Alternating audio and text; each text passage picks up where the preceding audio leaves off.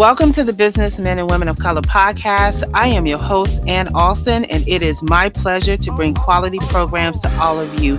I am excited, yes, again, with another amazing professional in the culinary world. 2018 has proven to be the best platform to be on this year because we have such amazing people that is on this platform this year that is sharing so much good stuff going on. So I want to make sure that you take a moment to visit all of the pages and listen to all the podcasts that is happening this year because we have so much going on and you can only get it here in the BMWC podcast community. Before we get started, I would like to take a moment to thank our corporate partners and sponsors, which are Cassandra LLC, Cheryl Wood Empowers, Concern and Learning, Evangelism Radio, Genesis Preferred Solutions, J Coach International, Nels Tax Help, My Financial Home, Power, STCI, and the student teacher, along with our other business partners and sponsors who's helping to make this event a success, along with all of our participants who's making it even more a success this year. One of the things we want to do is bring on someone who has been out here for more than 20 years, just doing what he loves. And we're going to bring out here Chef Moses Jackson.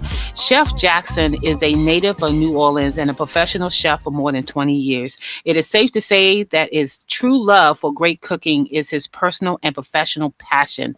Moses learned to cook at a very early age by watching and helping his mother, Annabelle.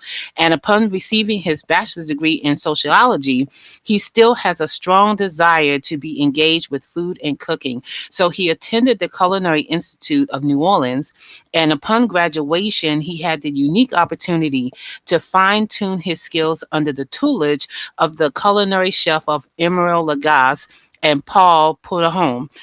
His experience have gone on for him to be able to cook for different really fabulous restaurants in New Orleans, French Quarter, the executive chef, and he's also become a general manager for some of the other restaurants throughout the DC area and some other states. So I would like to welcome to the podcast Chef Moses Jackson. Welcome, Moses, to the podcast.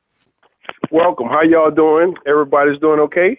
Everybody's doing fine. So Good. Glad to have you guys. Awesome. So one of the things I want to ask you is kind of talk about, your background and how did you get into the love of cooking? Well, cooking all started with Annabelle, the love of my life, my mother.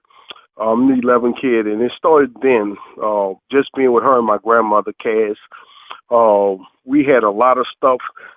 See, the way we grew up in the community that was poor and impoverished, and we lived off of the land. We raised our chickens. We had a garden, so on and so forth. We didn't even have hot running water, so we had to borrow water on the stove and bath in a tin tub, you know. So, and that's what Cajun is all about. Cajun is all about living off the land, making the best of what you have. So you're pickling meat, you're pickling vegetables, you're doing all of these things to preserve it because refrigeration was in and out. We had an ice box, and that's what we cook in New Orleans. We still use that word to this date when it's refrigeration. Ice box is when you had a big block of ice and you had all of your vegetables and all of your stuff was in the ice box. It wasn't refrigerated. It wasn't electric. It was just an ice box. So that's the things that, we came up on and we learned to make masterpieces out of nothing. Yeah, my grandmother is actually from North Carolina, and she used to use ice boxes and tin, all kinds of stuff. Really, also, when you started talking about that, I started remembering when I was a little girl in the 60s and 70s, and my grandmother coming from North Carolina with all these things because they had a farm also with chickens and pigs and cows and horses, and it just kind of brings back a lot of memories. I don't think a lot of people realize that culinary has really come forth from so many years ago of just learning how to cook different types of food. So what's some of the stuff that your mom, Annabelle, used to teach you in terms of cooking that you love so much? Well, we used to use, coming from here, we used to use the beans. We used to use the etouffees, making the roux and the gumbos and the stews and all of that stuff. Just putting love into what we have. So the thing with what our cooking is, you use all of the fresh ingredients that you have within your parameters, and you take them and you make them into masterpieces. So that's what I remember. I remember the gumbos. I remember the jambalaya. I remember the cakes Mama used to bake and all of that. Oh, nice. Because Okay. they made them from scratch. So those are the things that I remember the most. Okay. And then that inspired you to even do more cooking. So when did Of course. sociology, yeah, so when did sociology come into play? How do I, you go from cooking to all of a sudden said, "Hey, I want to do sociology now"? I, Hey, I love that question because I get that question all the time. And as I was throughout my career, early in my career, and I was thinking about, I got this degree, I could be doing other things. But when you really combine sociology and the food, it's like it's one of all. It's one. From where I come from, it's one because the social arena and food is all evolved into one cooperative being because everybody you're sociable, you're drinking, you're eating, you're having fun, and it's a part of the sociology because Cajun and Creole, where I grew up at, is a part of your culture. It's a part of your being. It's a part of who you are. Sociology is a part of culture, is a part of the human race, is a part of the socioeconomic status. And in New Orleans and food and all of these things is a part of our culture. See, people try to learn that food and think they could do gumbo thing. It's a part of your culture. It's a part of your heritage. You're just not going to pick that up and just do anything because people from America don't do the same thing as people from France and people from Egypt and Germany. Everybody have a culture. So food is a part of our culture. And a part of your culture is a part of your heritage and the things that you believe in. When I was at Southern University, I was majoring in criminal justice. And criminal justice only had a associate's degree. And they said, well, chef, they say Moses, I'm sorry. They said, Moses, if football don't work out for you, if you get a sociology degree, you could teach. You could do other things with a sociology degree. And those things was like, hey, this is what we're going to do. We're gonna go with this sociology degree. We're gonna finish our 4 years. We'll play ball. If ball don't work out, we can fall back on the sociology degree. But that didn't happen. Okay. So what happened was I got hurt, and so football wasn't in the cards. And Jessica's mother said, "Well, they got a Culinary Institute of New Orleans. You need to go to. Your cousin Louis Evans was the first black executive chef in the country. You need to go there, and you need to reach out and see what you can do there." And here I am. Okay, and that's when you were under the tutelage of these two gentlemen that helped you in your Yes. culinary career? Yes, ma'am. Okay, talk a little bit about that. Well, Paul Prudhomme taught me so much. God bless his heart. He taught me the importance of being the Cajun part, the part of incorporating the caramelization of vegetables, blackening, and the things that's the pickling and the smoking and stuff like that. And on the other hand, Emmer taught me the importance of Creole. He taught me, hey, you could use these ingredients from here, turn it into something that's a masterpiece, and you can use these ingredients here. We were all over. We just was turning things in and creolizing them. We was using the French techniques that we have in New Orleans. We was using some of the Cajun techniques. That's what Creole is about. Creole is about making all of your major ethnic groups, the French, the Spaniards, the Germans, the Africans, the Caribbeans. You use all of those different techniques in order to create a masterpiece.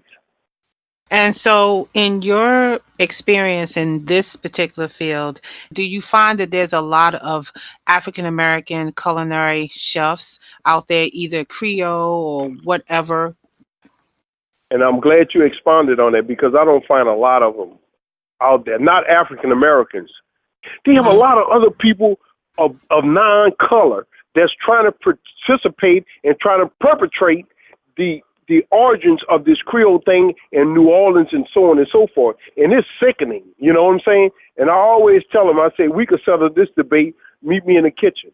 I mean, and I understand everybody needs to make a living, but be true to what you are. And so, just to kind of clarify on that, you're saying that we need more people of color in this Yes, field. we need more people of color. We need more brothers and sisters that's in this arena, that's in the culinary arena that don't know and that's from that area and needs coaching or counseling or whatever in order to help us to become what we need to become. And so you ended up relocating to DC and Hmm. working for different organizations and become a Right. director, one being the Bethesda Jazz and Blues Supper Club and Right. things of that. So talk about your experience working for these organizations and leading a full kitchen. Well, with the Bethesda Blues and Jazz Club, I, uh, I put a kitchen from the ground up. It was $1 million project that we put in $1 million kitchen, and we did everything from A to Z, and putting it together with the menu, with the food. We had a lot of challenges that we met, and we succeeded. All of those places that I was even in the jambalaya room that I had on Connecticut 2100 Connecticut Avenue. Mhm. I was the cutting edge of the Creole and Cajun cuisine there. The Washingtonian, Prince George Community Journal, DC Modern Luxury. We've had tons of write-ups and how our food was phenomenal in the service and so on and so forth. Um, it's just embedded in you when you have that in your culture.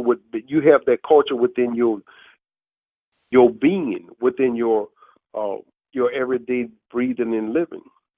Okay. And so what are you doing now? Where are you putting all this masterpiece of culinary This genius at masterpiece now? of color. I like the That's way you put right. that. And it is a masterpiece, and I want to thank you for that compliment. Mhm. You're welcome. This masterpiece now has moved into H Town, and we're doing some great things over here, and we're gonna make every move that's possible to rekindle the brand and so on and so forth. Okay, and is that in DC or is that in another state? Yeah, another one. You said another There's a place lot somewhere? more to come. Yes. Oh, so you not giving it up. Okay, that's your nuggets right there. Okay. Yeah, yeah. You So, you you always have to listen. Don't laugh. You always have to have that. Is this is not checkers. It's chess. mhm. So you got to be able to have that move that where you can figure this thing out and make the best move for your family and for your life Mhm. and Right. forever. Okay. This is the last and final move for Chef Mhm. Moses in the jambalaya room. We have some big things on the forefront. Okay, awesome. Now, at some point, you sent me a curriculum for a training class. So you're Yeah, doing training we classes, are right? doing So that let's talk curriculum. We about are doing that now. it. Okay, so people don't know about the curriculum. So tell everybody what the curriculum is all about. Well, it's about teaching them the basics of Cajun and Creole and making sure that everybody understands the heritage. You know, that's what it's about. That's exactly what it's about. Okay. And are you engaged in any events that you are cooking at that you want people to know that you're doing and you want them to come out? Yeah. Uh, all of the things will be via in the international media, national media. All of those things will. Anything I do is going to be publicized on a big scale, so everybody going to know. Yeah, so Okay. everybody's going to know that we are doing it, and so on and so forth. It's just about marketing and getting the right people and having your right people that's helping you to represent what you need to represent. But at the end of the day, it's also about making sure that people understand the love and the passion that you have for your craft. It's second to none, you know? Okay. All right. Awesome. So why don't you give people your contact information now, since we're getting to the end of your interview, to how they can contact you if they want you to come out and cater for them or Hmm. teach how to do Creole and other Right, styles of cooking. right. Well, the way to contact Chef Moses is Chef Moses Jackson Jr. at gmail.com. We also have a Facebook link. We have a LinkedIn link, Twitter. We on Instagram, Chef Moses Jackson, Chef Moses Jackson 2 on Twitter. So those are the ways that you get in contact with me. And The MosesJackson.com is the website will be back up shortly. We have a lot of things we're doing. At this moment, I have a VIP project that I'm doing at this moment, and we're just trying to, like my dog say, Steve say, dog, you got to keep reinventing yourself. You cannot live off your last laurels and the great things you've done in the past. You got to keep reinventing yourself. You see how I keep doing it for Margie and my family and so on and so forth, because you have to do that. You are already behind the 8 ball because of other circumstances that you have no control over. So it's, everybody has to just generate their well-being in their profession and be true to it and keep it real. Okay, awesome. So I want to thank you for coming here on the podcast. Everybody who's listening here, you can tell that Chef Moses has a lot of passion in his voice when it comes to sociology and marrying that up with his love for culinary arts. And anytime that you are doing food, we all love to cook food and we all have that passion. But if you are ever interested in learning how to do Creole and learning how to do Cajun and learn that New Orleans type of culture, definitely get with Chef Moses so that you can get a handle and a good first-hand lesson on how to do that for your family. And so thank you, Chef Moses, for coming on the podcast today and sharing your profession with everybody here at the podcast. I really appreciate you guys, and I want to thank you, first of all. I want to thank my Lord and Savior, Jesus Christ. And I want to thank you for giving me this opportunity to be a part of this, even though, we're a long ways away. And I just think that we can help each other in a lot of different ways. Awesome.